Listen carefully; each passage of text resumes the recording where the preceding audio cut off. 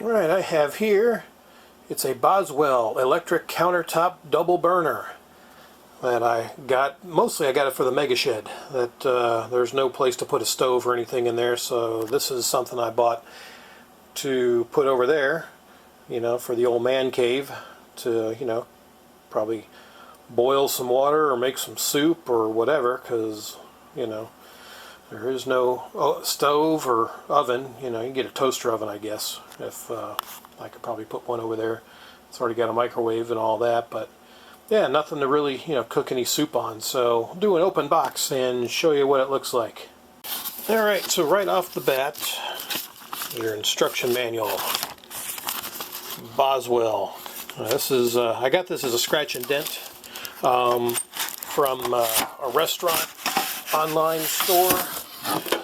So, yeah, let me set it down here. Let me make a little bit of room, actually. Alright, so yeah, it's got a little bit of damage, but that's why, I knew about it. I was expecting that it had a little bit of, would have been damaged slightly. Mostly it's just the plastic here.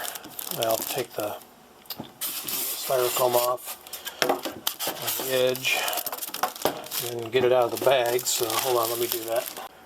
Yep, there you go. Boswell burner. And again, they sell a lot of restaurant equipment, so this is heavy duty stuff. Though UPS, that's how it was shipped. I've had problems with them in the past, and that's probably what happened there originally. Because yeah, they were even nice enough to leave the piece. Yeah, there's the broken piece right there. So yeah, but anyway, it's a pretty nice double burner, off, low, medium, and high for your controls on both sides.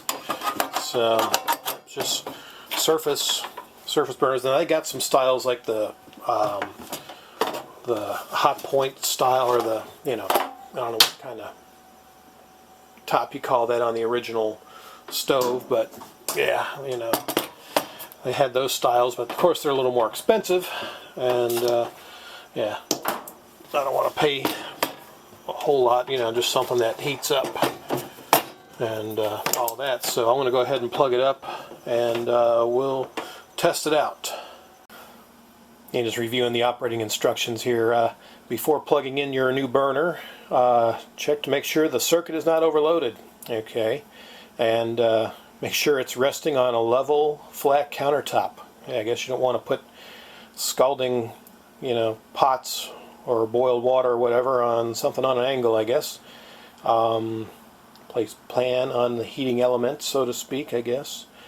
And yep, your knob to adjust accordingly. The heating element will energize, and heating will begin immediately. Well, I have to vouch for that. It definitely seems to do that for sure. Let's see, the whole burner except the control knob will become hot. Oh, that's good. You don't want to burn your fingers when you're trying to adjust it. The burner is not to be used for long periods of time. Okay, so just heat your soup and cut it off, I guess, to prevent any accidental burns or injury, I guess, for that reason. So yeah, that's good to know. And yeah, don't use Brillo pads or anything. I was looking at the cleaning, never use harsh abrasives or steel wool pads on any part of the unit. Okay, keep that in mind for future reference, I'm sure. So yeah, pretty nice. Alright, so we are plugged up. It's a short power cord, and I was reading in here, short power cord is provided to reduce risk of injuring yourself and becoming entangled in or tripping over the longer cord. Well, longer extension cords are available and may be used if you exercise caution. Well, I don't know. Me kind of know what I'm doing. But you get a short cord like this, and then you have to reach, get around other crap just to plug it in. I mean, I guess, this will do. But yeah, let me go ahead and turn it on low here. Light comes on, and probably feel a little bit of heat. Once I'll kick it up to medium. Why not? We can get this thing to glow. Oh yeah, I feel the heat now. It's got a little bit of residue on there, so I'm sure that'll probably start smoking in a bit. I've got the windows and doors open. It's a nice fall day, so won't get fumigated. But yep, there's a little bit of smoke coming off of it if you can see it. I'll go and crank it on up to high. Yeah, so we can get that to glow red.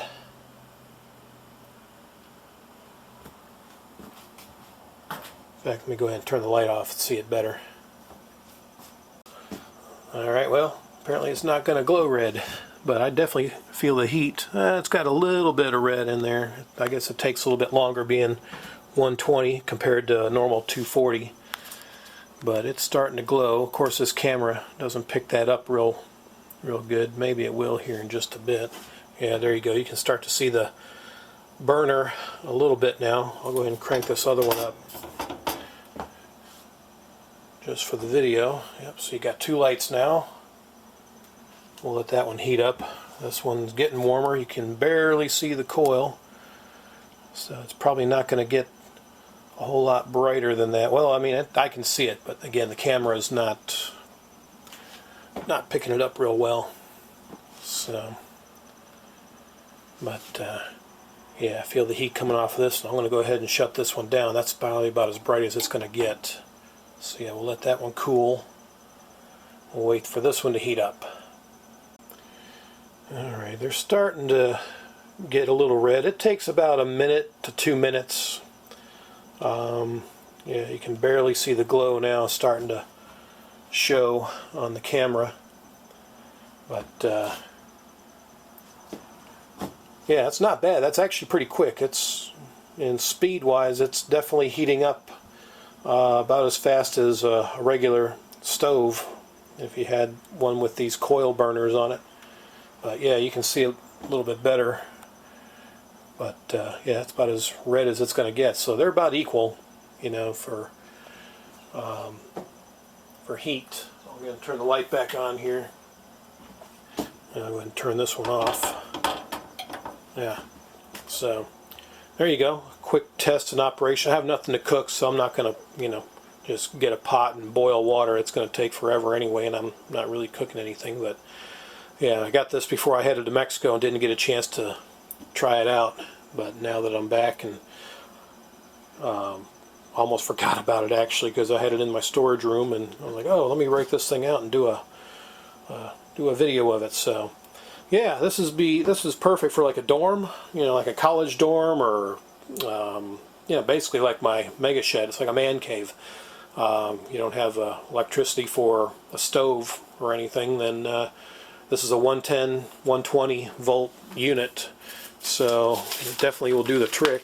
You know, again, it's just going to take a little longer, but operating instructions, you know, kind of goes into, you know, important safeguards. You know, do not touch hot surfaces, blah blah blah. Do not operate any appliance with a damaged cord. So it's mostly just safety features that it's talking about. Cleaning instructions, make sure it's off and unplugged, of course. Use, let's see, for easy cleaning of drip pan and heat element, designed to lift up. So yeah, these little coils will lift up and out of the way, so you can clean them that way. There's little screws in there, you know, to take it apart, but really just wiping it out should be sufficient. Operating instructions, yeah, just low, medium, high. It's pretty self-explanatory. And again, about the short cord. So yeah, BoswellEquipment.com is where I got this. If you're looking for something similar, and I think I paid around 50 bucks. That's the retail, and I got it for 40 because again, it was slightly damaged. So yeah, there you go. Quick open box test and, you know, review, over, so to speak, of a dual stovetop burner for, you know, it's basically portable if you've got 110 voltage. For it'd probably be good for camping if you got electricity, or a generator that you're taking for electricity as well. So there you go, something something to show off a little bit. So I'm going to move this over to the Mega Shed, and I'll probably use it over there eventually. So hope you enjoyed it, and I guess if you're interested, go pick one up. So until the next thrilling video, adios!